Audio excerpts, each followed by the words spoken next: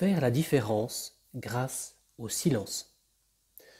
Bienvenue à tous. Aujourd'hui, dans cette vidéo, vous allez découvrir le pouvoir insoupçonné du silence dans conversation et pourquoi votre capacité à gérer les silences va véritablement booster votre capacité à être influent, à être entendu dans votre sphère privée et dans votre sphère professionnelle. Allez, vous y êtes, c'est parti. 3, 2, 1, go!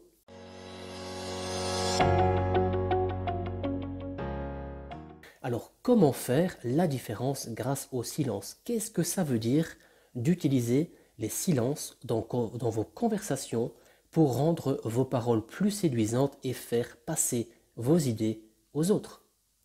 Alors, la clé numéro 1, c'est d'associer les silences à des questions profondes. Pourquoi poser des questions profondes à vos interlocuteurs? Eh bien, il faut savoir une chose, c'est que en apprenant l'art des questions profondes, vous allez véritablement devenir un accoucheur d'esprit. Souvenez-vous, il y a quelques milliers d'années, un dénommé Socrate, c'est un des fameux philosophes de la Grèce antique, avait cette capacité peu commune d'influencer les autres positivement grâce à l'art des questions profondes. Faisons un petit test. Si vous êtes probablement là aujourd'hui à regarder cette vidéo, à être abonné à cette chaîne YouTube, c'est que probablement vous aussi, vous désirez devenir plus influent, être un meilleur communicateur qui impacte les autres, d'accord? Faire entendre vos idées, on est bien d'accord. Et je me demandais la question, qu'est-ce qui se passerait maintenant si vous deveniez davantage influent dans votre vie quotidienne? Qu'est-ce qui se passerait pour vous? Obtiendriez-vous davantage de promotion? Auriez-vous peut-être un meilleur salaire? Et qu'en est-il de votre vie amoureuse?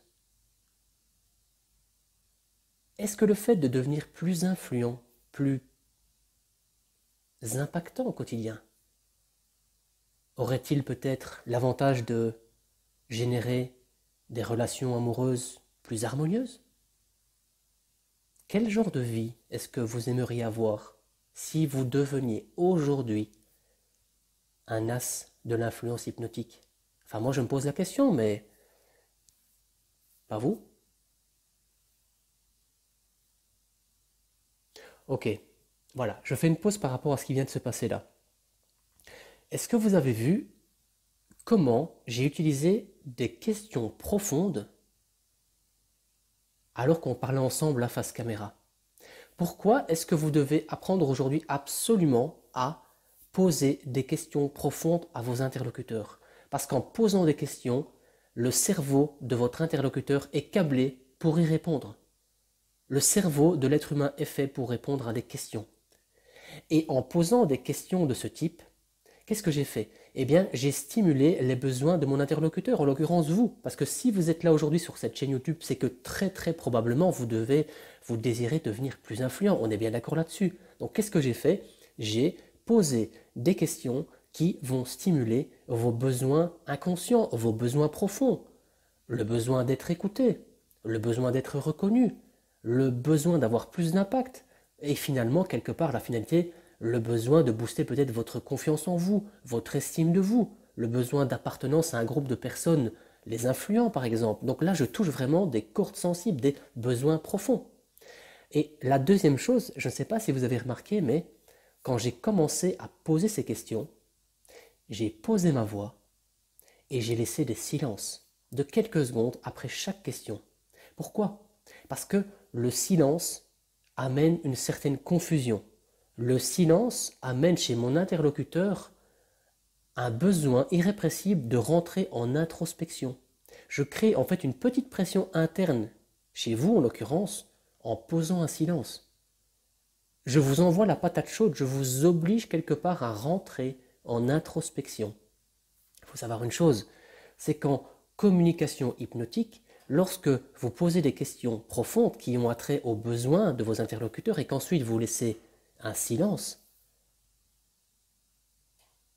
comme je suis en train de faire là, qu'est-ce que ça veut dire? Ça veut dire que j'incite mon interlocuteur à rentrer véritablement en lui-même, en introspection, pour essayer de trouver par lui-même les réponses aux questions que je désire lui faire répondre. Et c'est ce que faisait Socrate durant l'Antiquité. Il posait des questions profondes qui ont attrait aux besoins de ses interlocuteurs, etc. Ensuite, il se taisait. Ce qui provoquait un état d'introspection. Et qui dit introspection dit transhypnotique. Quand vous rentrez en introspection, vous êtes dans un état de conscience modifié. C'est votre inconscient qui prend le pas. Or, dans la communication hypnotique, nous, on désire surtout parler à l'inconscient. Pourquoi? Parce que l'inconscient de votre interlocuteur, c'est la partie de son cerveau la plus puissante, la plus programmable, mais également la partie de son cerveau qui prend toutes ses décisions. Il faut savoir que nous sommes vraiment des êtres qui sommes irrationnels. Si vous voulez vraiment influencer quelqu'un, vous devez parler à sa partie inconsciente, parce que c'est sa partie inconsciente qui décide bien malgré elle de ses propres choix. D'accord? Donc ça, c'est vraiment les deux astuces que je voulais vous faire passer aujourd'hui. Donc, mon challenge durant les 30 prochains jours, c'est d'apprendre à écouter davantage vos interlocuteurs et à surtout poser des questions puissantes, des questions orientées qui vont aller stimuler leurs besoins. Et ensuite, vous laissez un silence stratégique de 30 secondes, parfois 1 minute. D'accord? Donc, essayez ça et dites-moi d'ici 30 jours, ou peut-être même avant, dans les commentaires de cette vidéo, qu'est-ce que ça vous a amené comme bénéfice dans vos relations aux autres, qu'elles soient personnelles, dans vos relations amoureuses, dans vos relations avec vos enfants, votre conjoint, ou même dans vos relations professionnelles avec vos clients. Imaginez que vous soyez un vendeur et que vous appreniez l'art des questions, du questionnement hypnotique et l'art des silences. Et c'est vrai que ça me rappelle l'anecdote d'un client à moi que j'ai coaché récemment qui se plaignait en fait que donc c'était un vendeur en fait par téléphone qui vendait des coachings en fait. Il vendait des coachings pour arrêter de fumer. Et il se plaignait qu'il avait du mal à convaincre ses prospects au téléphone de se faire coacher par lui pour les faire arrêter de fumer. Et je lui ai dit, écoute, le truc c'est que apprends à poser des questions puissantes qui vont stimuler leurs besoins. Et suite à ça, tu les laisses face à eux-mêmes dans un silence complet. Et tu vas voir que ce sont eux qui vont venir vers toi pour que tu leur vendes ce coaching. Il me dit, ah oui, oui, essaye ça. Donc en fait, je lui ai expliqué que dans ces conversations téléphoniques, donc admettons que je me mette à la place de mon client, je suis au téléphone avec quelqu'un que j'essaie de convaincre d'arrêter de fumer grâce à mes coachings. Vous leur posez la question. Écoutez, madame, je vous ai au téléphone, je comprends bien que vous essayez d'arrêter de fumer. Et ma question, c'est la suivante. Qu'est-ce qui est vraiment important pour vous dans le fait d'arrêter de fumer?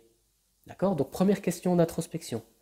La personne vous dit, écoutez, j'aimerais bien arrêter pour être en meilleure forme physique. Vous répétez, pour être en meilleure forme physique. Je comprends, madame. Et ça ferait quoi pour vous d'être en meilleure forme physique? Vous laissez un silence. Vous laissez la personne répondre. Ça ferait quoi pour moi? Ça me permettrait davantage de faire d'activités physiques avec mes petits-enfants. Vous permettre davantage de faire des activités physiques avec vos enfants. Parfait. Et madame, je me posais la question, qu'est-ce qui est important pour vous dans le fait de faire des activités physiques avec vos enfants? Je continue à creuser profondément les besoins de la personne. Elle réfléchit de plus en plus, elle rentre en introspection. Finalement, ça me permettrait de passer davantage de temps avec eux, Et ça ferait quoi pour vous de passer davantage de temps avec eux? Ça me permettrait d'être plus heureuse, d'être en meilleure santé pour profiter plus de la vie avec eux, d'être en meilleure santé, madame, et de profiter plus de la vie avec eux. Vous laissez des silences, de plus en plus. Vous avez vu comment la conversation change? On continue. Ok, madame, je comprends. Et la question que je me posais, imaginez que vous continuez maintenant à fumer pendant les 10 prochaines années. Quels vont être pour vous le coût financier, humain, relationnel, si vous continuez à fumer pendant 10 ans?